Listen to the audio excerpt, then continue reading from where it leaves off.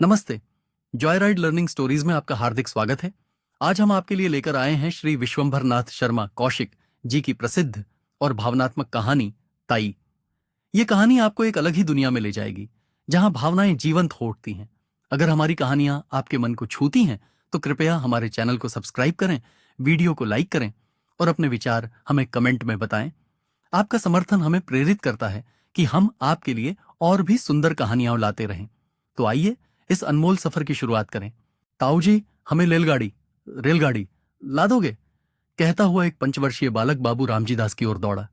बाबू साहब ने दोनों बाहें फैलाकर कहा, हाँ बेटा, ला देंगे। उनके इतना कहते कहते बालक उनके निकट आ गया। उन्होंने बालक को गोद में उठा लिया और उसका मुख चूम कर बोले, क्या करेगा रेलगाड़ी? बालक बोला, उसमें बैठकर बलिदूल जाएंगे।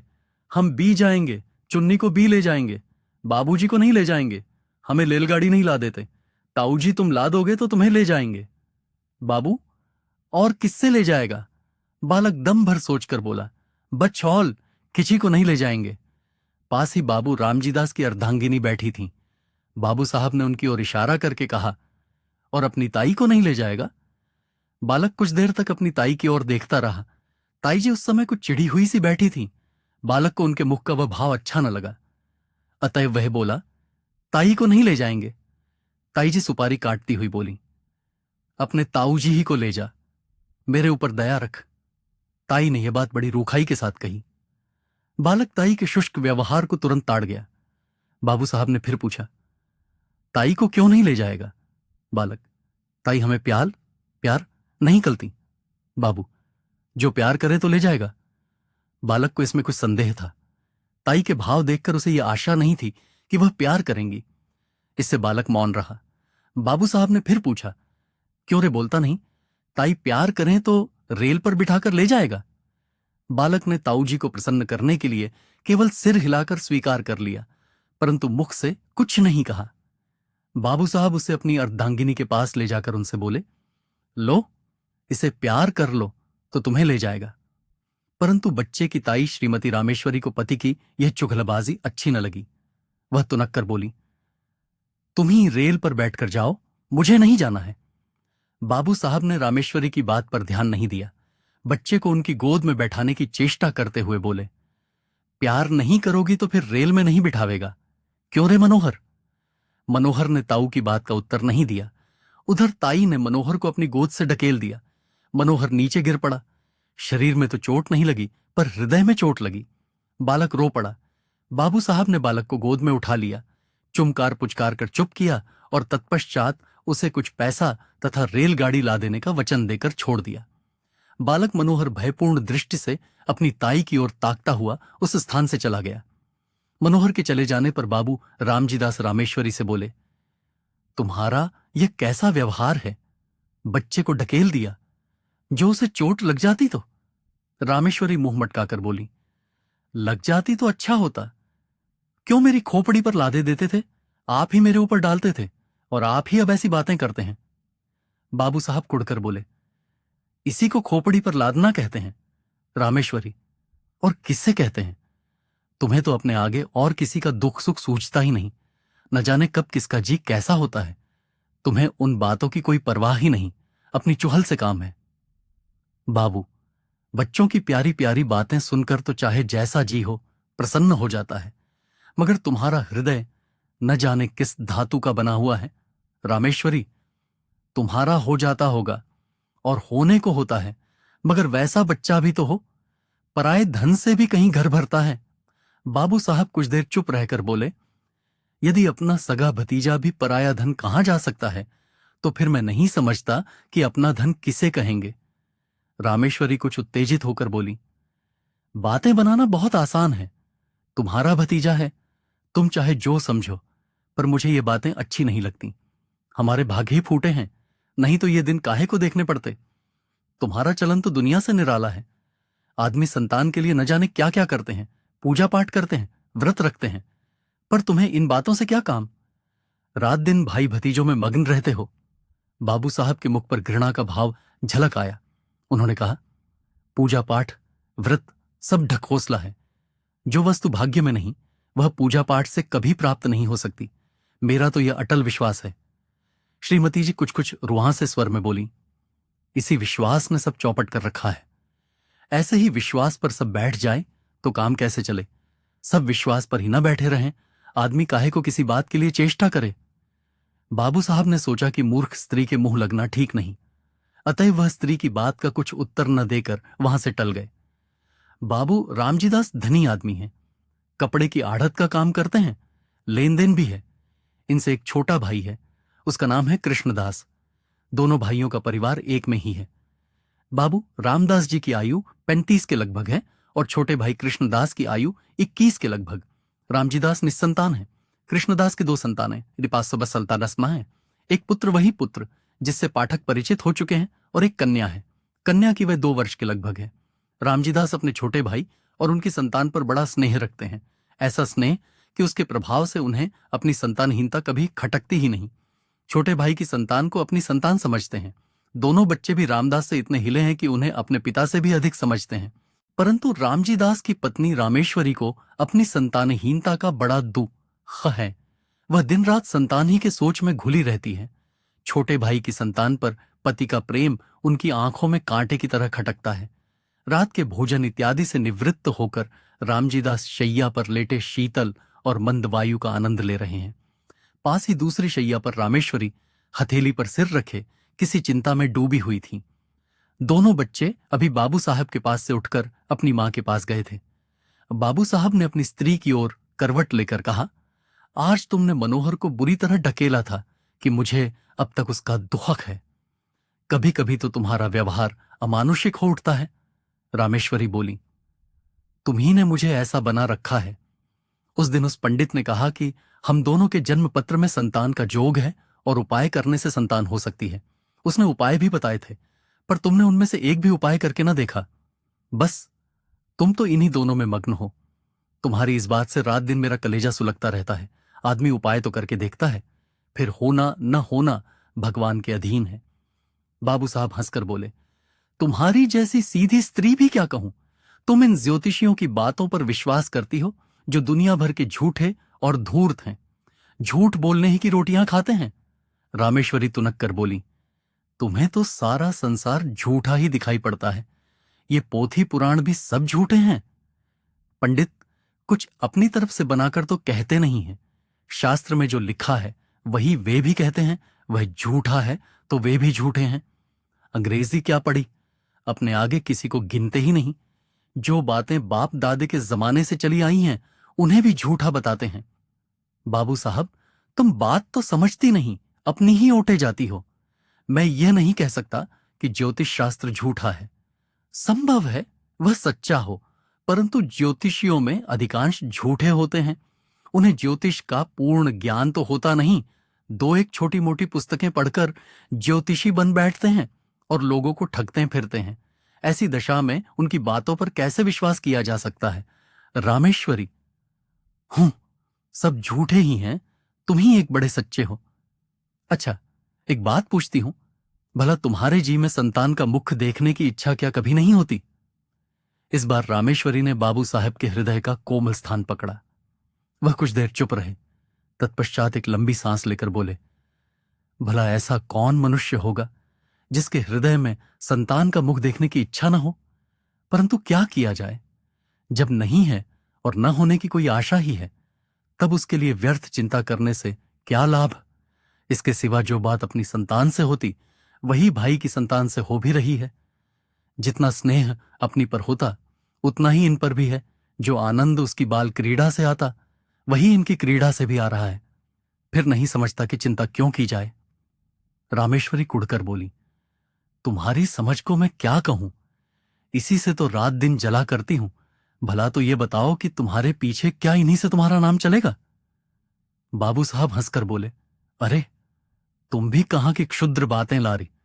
नाम संतान से नहीं चलता, नाम अपनी सुकृति से चलता है। तुलसीदास को देश का बच्चा बच्चा जानता है। सूरदास को मरे कितने दिन हो चुके। इसी प्रकार जितने महात्मा हो गए हैं उन सबका नाम क्या उनकी संतान की बदौलत चल रहा है? सच पूछो तो संतान से जितनी नाम चलने की आशा रहती है उतनी ही नाम डूब जाने की संभावना रहती है। परंतु सुकृति एक ऐसी वस्तु है जिसमें नाम बढ़ने के सिवा घटने की आशंका रहती ही नहीं।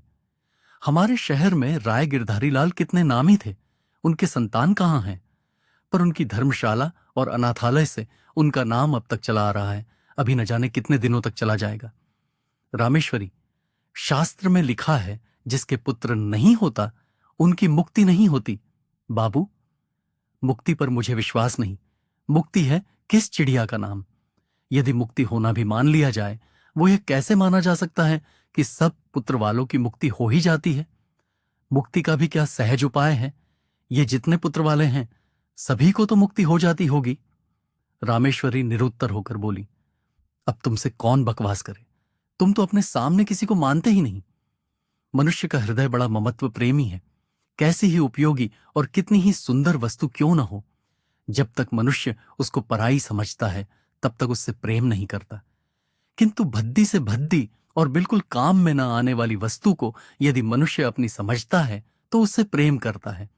पराई वस्तु कितनी ही मूल्यवान क्यों न हो, कितनी ही उपयोगी क्यों न हो, कितनी ही सुंदर क्यों न हो, उसके नष्ट होने पर मनुष्य कुछ भी दुख का अनुभव नहीं करता, इसलिए कि वह वस्तु उसकी नहीं, पराई है। अपनी वस्तु कितनी ही भद्दी हो, काम में न आने वाली हो, नष्ट होने पर मनुष्य को दुख होता है, इसलिए कि वह अपनी चीज है। कभी कभी ऐसा भी होता है कि मनुष्य पराई चीज से प्रेम करने लगता है।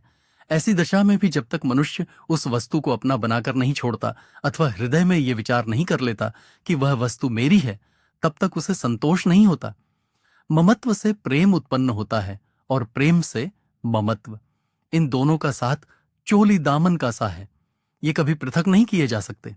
यद्यपि रामेश्वरी को माता बनने का सौभाग्य प्राप्त नहीं हुआ था, तथापि उनका हृदय एक माता का हृदय बनने की पूरी योग्यता रखता था।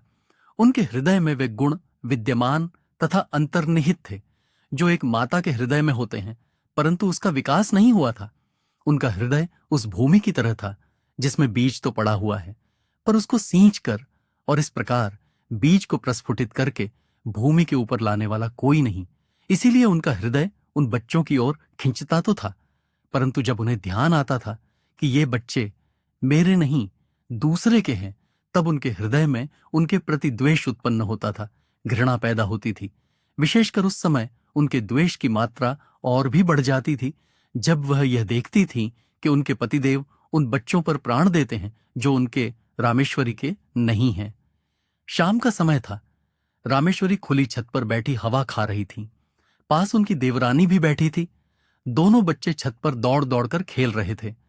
रामेश्वरी उनके खेल को देख रही थी। इस समय रामेश्वरी को उन बच्चों का खेलना कूदना बड़ा भला मालूम हो रहा था।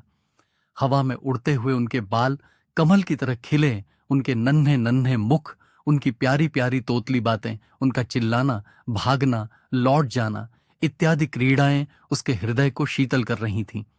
सहसा मनोहर अपनी बहन को मारने दौड़ा। वह खिलखिलाती हुई दौड़कर रामेश्वरी की गोद में जा गिरी। उसके पीछे पीछे मनोहर भी दौड़ता हुआ आया और वह भी उन्हीं की गोद में जा गिरा। रामेश्वरी उस समय सारा द्वेष भूल गई। उन्होंने दोनों बच्चों को उसी प्रकार हृदय से लगा लिया जिस प्रकार वह मनुष्य लगाता है जो कि बच्चों के लिए तरस रहा हो। उन्होंने बड़ी सतृष्णता से दोनों को प्यार किया।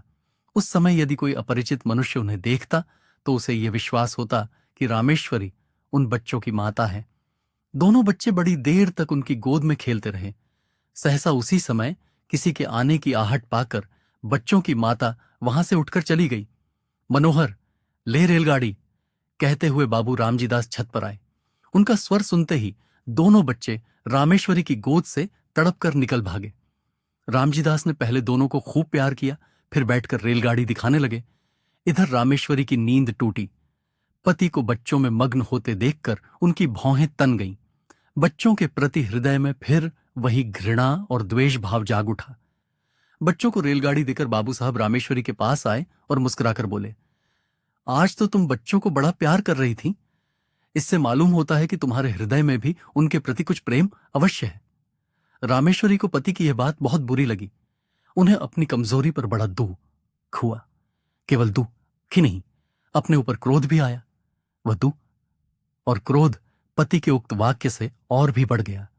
उनकी कमजोरी पति पर प्रकट हो गई। ये बात उनके लिए असह्य हो उठी। रामजीदास बोले, इसीलिए मैं कहता हूं कि अपनी संतान के लिए सोच करना वृथा है।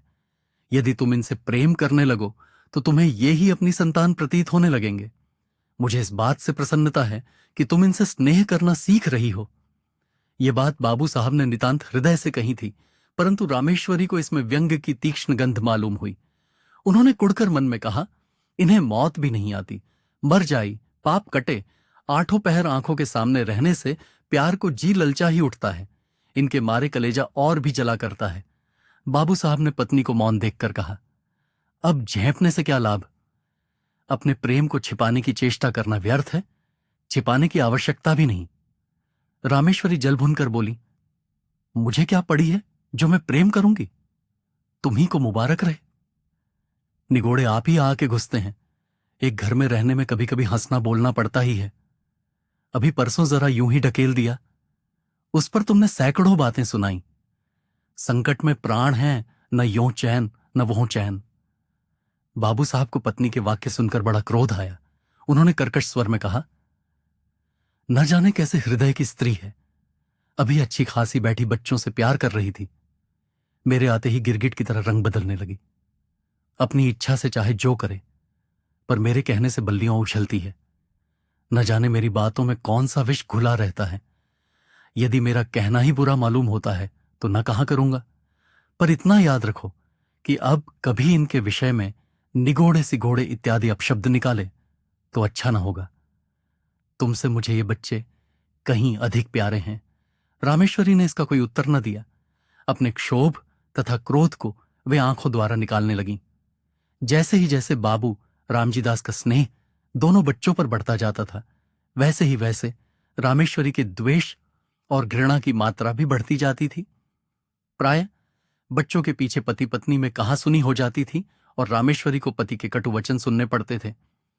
जब रामेश्वरी ने यह देखा कि बच्चों के कारण ही वह पति की नजर से गिरती जा रही है, तब उनके हृदय में बड़ा तूफान उठा। उन्होंने यह सोचा, पराए बच्चों के पीछे ये मुझसे प्रेम कम करते जाते हैं, हर समय बुरा भला कहा करते हैं, इनके लिए ये बच्चे ही सब कुछ हैं, मैं कुछ भी नहीं। दुनिया मरती जाती है पर दोनों को मौत नहीं। ये पैदा होते ही क्यों न मर गए? न ये होते न मुझे ये दिन देखने पड़ते। जिस दिन ये मरेंगे उस दिन घी के दिए जलाऊंगी। इन्होंने ही मेरे घर का सत्यानाश कर रखा है। इसी प्रकार कुछ दिन व्यतीत हुए। एक दिन नियमानुसार रामेश्वरी छत पर अकेली बैठी हुई थी। उनके हृदय में अनेक प्रकार के विचार आ रहे थे। विचार और कुछ नहीं, अपनी निज की संतान का अभाव, पति का भाई की संतान के प्रति अनुराग इत्यादि। कुछ देर बाद जब उनके विचार स्वयं उन्हीं को कष्टदायक प्रतीत होने लगे, तब वह अपना ध्यान दूसरी ओर लगाने के लिए टहलने लगी। वह टहल ही रही थी कि मनोहर दौड़ता हुआ आया। मनोहर को देखकर उनकी भ्रिकुटी चढ़ गई और वह छत की चहारदीवारी पर हाथ रखकर खड़ी हो गई। संध्या का समय था। आकाश में रंग बिरंगी पतंगें उड़ रही थीं। मनोहर कुछ देर तक खड़ा पतंगों को देखता और सोचता रहा कि कोई पतंग कटकर उसकी छत पर गिरे, क्या आनंद आवे। देर तक गिरने की आशा करने के बाद दौड़कर रामेश्वरी के पास आया और उनकी टांगों में लिपटकर बोला, ताई, हमें पतंग मंगा दो। रामेश्वरी ने झिड़क कर कहा, चल हट, अपने ताऊ से मांग जाकर। मनोहर कुछ अप्रतिभ सा होकर फिर आकाश की ओर ताकने लगा। थोड़ी देर बाद उसे फिर रहा न गया। इस बार उसने बड़े लाड में आकर अत्यंत करुण स्वर में कहा, ताई मंगा दो, हम भी उड़ाएंगे। इस बार उसकी भोली प्रार्थना से रामेश्वरी का कलेजा कुछ पसीज गया। वह कुछ देर तक उसकी ओर स्थिर दृष्टि से देखती रही। फिर उन्होंने एक लंबी सांस लेकर मन ही मन कहा, यह मेरा पुत्र होता तो आज मुझसे बढ़कर भाग्यवान स्त्री संसार में दूसरी न होती। निगोड़ा मरा कितना सुंदर है और कैसी प्यारी प्यारी बातें करता है। यही जी चाहता है कि उठाकर छाती से लगा लें। यह सोचकर वह उसके सिर पर हाथ फेरने वाली थी कि इतने में उन्हें मौन देखकर बोला, तुम हमें पतंग नहीं मंगवा दोगी तो ताऊजी से कहकर तुम्हें पिटवाएंगे। यद्यपि बच्चे की इस भोली बात में भी मधुरता थी, तथापि रामेश्वरी का मुंह क्रोध के मारे लाल हो गया। वह उसे झिड़क कर बोली, जा कह दे अपने ताऊजी से, देखें वह मेरा क्या कर लेंगे। मनोहर भयभीत होकर उनके पास से हट आया और फिर सतृष्ण नेत्रों से आकाश में उड़ती हुई पतंगों को देखने लगा। इधर रामेश्वरी ने सोचा, यह सब ताऊजी के दुलार का फल है कि बालिष्ट भर का लड़का मुझे धमकाता है। ईश्वर करे इस दुलार पर बिजली टूटे। उसी समय आकाश से एक पतंग कटकर उसी छत की ओर आई और रामेश्वरी के ऊपर से होती हुई छज्जे की ओर गई। छत के चारों ओर चार दीवारी थी। जहां रामेश्वरी खड़ी हुई थी केवल वहां पर एक द्वार था जिससे छज्जे पर आ जा सकते थे। रामेश्वरी उस द्वार से सटी हुई खड़ी थी। मनोहर ने पतंग को छज्जे पर जाते देखा। पतंग पकड़ने के लिए वह दौड़कर छज्जे की ओर चला। रामेश्वरी खड़ी देखती रही।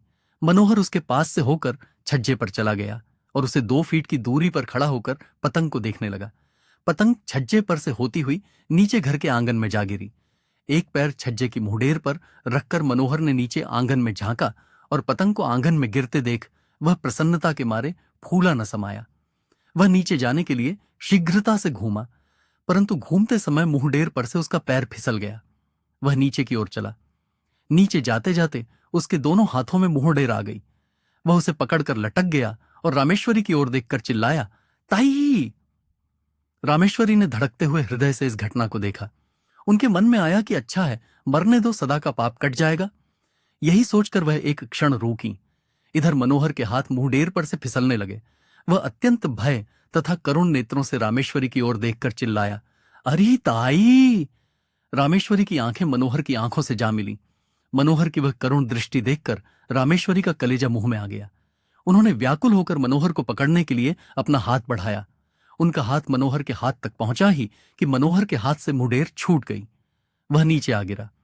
रामेश्वरी चीख मारकर छज्जे पर गिर पड़ी। रामेश्वरी 1 सप्ताह तक बुखार से बेहोश पड़ी रही। कभी कभी जोर से चिल्ला उठती और कहती, देखो देखो, वह गिरा जा रहा है, उसे बचाओ, दौड़ो, मेरे मनोहर को बचा लो। कभी वह कहती, बेटा मनोहर, मैंने तुझे नहीं बचाया। हाँ, मैं चाहती तो बचा सकती थी, देर कर दी। इसी प्रकार के प्रलाप वह किया करती। मनोहर की टांग उखड़ गई थी। टांग बिठा दी गई। वह क्रमशः फिर अपनी असली हालत पर आने लगा। 1 सप्ताह बाद रामेश्वरी का ज्वर कम हुआ। अच्छी तरह होश आने पर उन्होंने पूछा, मनोहर कैसा है? रामजी दास ने उत्तर दिया, अच्छा है। रामेश्वरी, उसे पास लाओ। मनोहर रामेश्वरी के पास लाया गया। रामेश्वरी ने उसे बड़े प्यार से हृदय से लगाया। आंखों से आंसुओं की झड़ी लग गई। हिचकियों से गला रूंध गया। रामेश्वरी कुछ दिनों बाद पूर्ण स्वस्थ हो गई। अब वह मनोहर और उसकी बहन चुन्नी से द्वेष नहीं करती और मनोहर तो अब उसका प्राणाधार हो गया। उसके बिना उन्हें एक क्षण भी कल नहीं पड़ती। अगर आपको यह कहानी पसंद आई हो तो वीडियो को लाइक करें और चैनल को सब्सक्राइब करना न भूलें। धन्यवाद।